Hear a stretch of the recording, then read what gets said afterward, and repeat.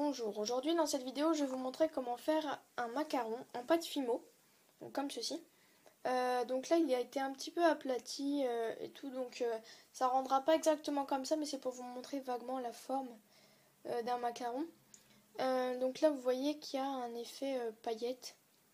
Donc voilà, vous verrez, ça va être très simple à réaliser. Ça prend pas énormément de temps non plus. Donc on va commencer avec le matériel dont vous aurez besoin. Tout d'abord un couteau, du moment qu'il coupe, peu importe le bout, qu'il soit arrondi ou pointu. Vraiment juste un couteau que je vous conseille aussi spécialement pour la fimo, c'est-à-dire si vous prenez un couteau de cuisine, que vous avez dans votre cuisine, je vous conseille de le garder que pour la fimo parce que c'est pas très esthétique de prendre des couteaux dont vous vous servez pour manger. Donc un que vous utiliserez à chaque fois pour la fimo et pas pour autre chose. Donc sacrifier un petit couteau. Et ensuite un cure-dent. Voilà, un cure-dent normal, de petite taille. Voilà. Donc c'est tout ce dont vous aurez besoin au niveau du matériel. Et bien évidemment de la fimo. Donc aujourd'hui je ne vais pas prendre les mêmes couleurs. Aujourd'hui je vais prendre du bleu et du blanc. Comme là. Voilà.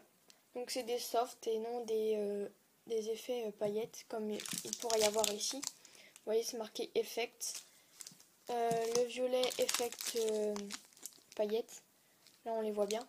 Donc ça sera des softs pour aujourd'hui. Voilà. Du bleu et du blanc. Et voilà, c'est tout ce dont vous aurez besoin. Et surtout, je vous conseille vivement de mettre un support comme ici, vous voyez.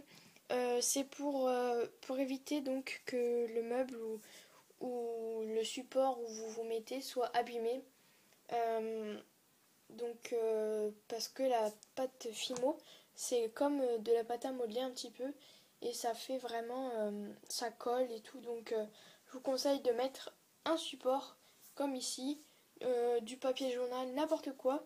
Faites attention surtout que ça ne soit pas un support de protection qui change la couleur de votre pâte fimo ou qui attrape des miettes ou des trucs comme ça, parce que sinon ça va faire pas très joli sur votre production. Donc voilà, mettez un support. Donc on va tout d'abord couper un morceau de fimo.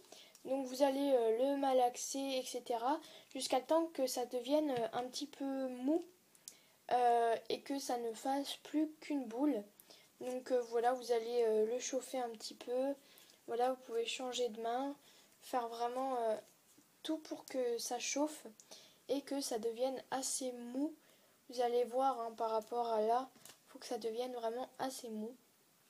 Et donc vous allez faire une boule. Donc une fois qu'il sera bien chaud, je vais vous montrer à quoi ça devra ressembler.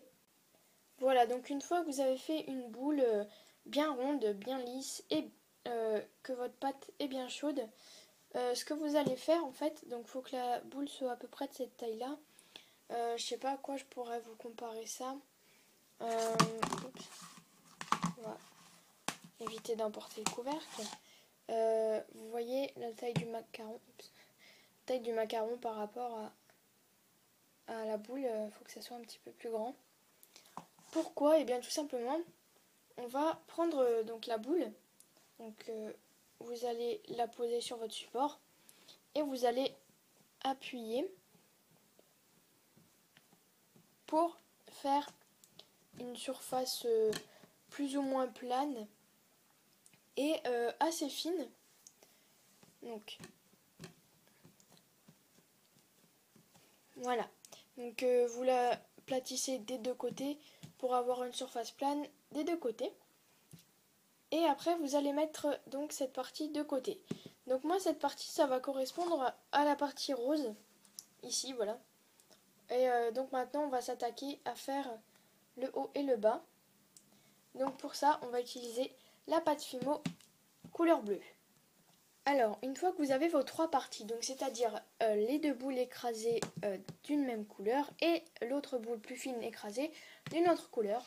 Donc par contre si elles ne sont pas de la même taille, comme ici, c'est pas grave du tout. Bien au contraire, parce que les macarons ne sont pas toujours très égaux. Donc, vous allez mettre le plus fin des deux, s'ils ne sont pas de la même taille, en dessous. Vous allez prendre la sorte de garniture, je ne sais plus comment ça s'appelle, que vous allez mettre par-dessus celui qui vient en dessous, puis la plus grosse partie bleue par-dessus. Et là, vous allez faire comme si vous faisiez un boudin, voilà. Et on va venir appuyer légèrement, sans trop aplatir le dessous, ni le dessus. Donc, voilà. Et si ça dépasse ici, là, la matière ici, c'est encore mieux. Ensuite, on va venir prendre le cure-dent et vous allez venir faire des petits trous partout ici. Mélanger avec le blanc, le bleu, etc. Comme ça, vous allez pouvoir mélanger les couleurs. Voilà. Et donc, vous allez faire ça tout le long, aussi bien en haut qu'en bas, mais un petit peu plus en haut qu'en bas quand même. Voilà. Vous pouvez aplatir entre-temps. Et en fait, moi, ce que je vous conseille de faire, c'est de faire plus dans la tranchée ici. Vous voyez tout ça là? Vous pouvez faire plus dans la tranchée. Comme ça va mélanger plus les couleurs et ça fera beaucoup plus joli. Voilà. Donc, on va continuer. Donc, ça vous empêche pas d'en faire en dehors de la tranchée, mais surtout, faites-le partout dans la tranchée. Voilà. Donc, vous voyez, ça fait un petit peu comme si que vous aviez mis les petits bonbons qu'on met sur les gâteaux, là. Bon, bah, ça fait à peu près la même chose.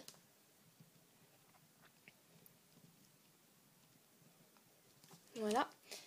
Donc, ça correspond à ceci, hein. Voilà. Donc, lui, il est un petit peu plus gros, je trouve. Voilà, donc on peut l'aplatir et vous voyez, qu'en l'aplatissant, ça fait déjà beaucoup mieux. Voilà, si c'est trop épais, ça va pas faire joli. Là, vous voyez, bon, il n'est pas de la même taille, mais voilà, c'est la bonne dimension. Donc après, on peut continuer à piquer un petit peu à ce niveau-là. Voilà, comme ceci, hop. Et comme ça fait... vraiment, faut faire ça aléatoirement, pas au millimètre près, etc. Parce que ça va pas faire très joli. Bon, faites quand même attention de ne pas faire n'importe où, n'importe quoi, etc. Mais faites pas non plus de manière régulière. Sinon, ça risquerait de tromper un petit peu la forme que vous vouliez donner. Donc voilà, on a fait notre macaron. Et donc vous pouvez voir que ça ressemble quand même légèrement à un vrai macaron. Bon, à part que celui-ci était vraiment tout petit, hein, c'était mon premier. Mais donc voilà, vous voyez à peu près à quoi ça sert. Enfin, à quoi ça ressemble plutôt. Hop, voilà. Bon, alors j'ai les mains toutes bleues, mais c'est pas très important. Voilà, on aplatit un petit peu. Hop, si vous avez 2-3 petits morceaux de l'autre couleur, ça peut toujours faire joli, fantaisie. Voilà, on peut le patrouiller un peu dans tous les sens. Et normalement, ça devrait le faire, voilà. Maintenant, vous avez donc fait votre macaron. Donc comme je vous l'ai dit, hein, c'est de manière très basique. Et c'est vraiment très simple, très aléatoire. Pas besoin d'être super précis pour faire un macaron. Donc voilà, j'espère que cette vidéo vous aura plu. Et on se retrouve bientôt pour une nouvelle vidéo. Ciao, ciao!